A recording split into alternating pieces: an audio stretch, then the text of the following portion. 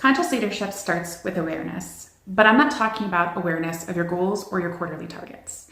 I'm talking about a deeper awareness, an awareness of yourself, your values, your blind spots, your fears, your impact on the people around you.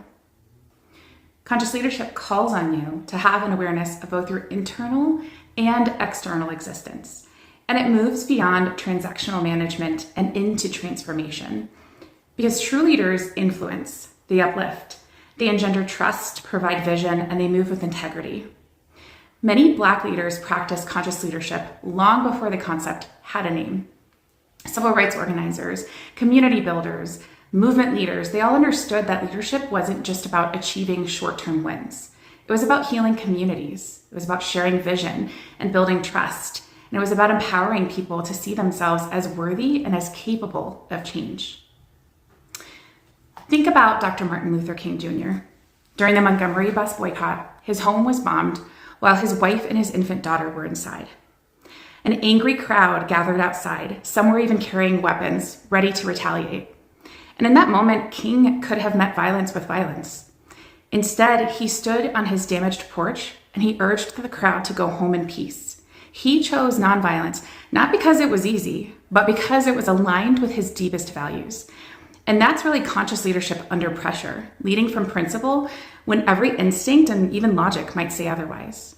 Also think about Ella Baker. She was one of the most influential organizers of the 20th century, yet she rejected the model of a single charismatic leader at the center of a movement. Instead, she built systems of grassroots, collective leadership. She mentored young activists who formed the Student Nonviolent Coordinating Committee and encouraged them to lead themselves. Her philosophy was simple, but it was radical. Empower people at the margins to define their own path forward. That's conscious leadership too. It doesn't always look like standing at the front of the room. Sometimes it looks like making sure everyone in the room has a voice. And then there's Nelson Mandela. After 27 years of imprisonment, he chose reconciliation over retribution. He understood that integrity and forgiveness weren't signs of weakness. They were powerful tools for building a nation. These leaders showed us that conscious leadership means aligning vision with values, and it requires asking not what you're building, but how you're building it and who you're becoming along the way. So why does this still matter? Because this practice is alive right now in your workplace. Being a conscious leader means that you're awakened to who you are and who you can be, and that you bring that awareness into how you lead every single day. It means knowing yourself in a holistic, complete way. Your strengths, your triggers, your biases, and the conditions that you're operating in. But let me be honest with you. That's often a gap between what leaders say they value and how they actually behave. We say that we value collaboration, but we make decisions in isolation.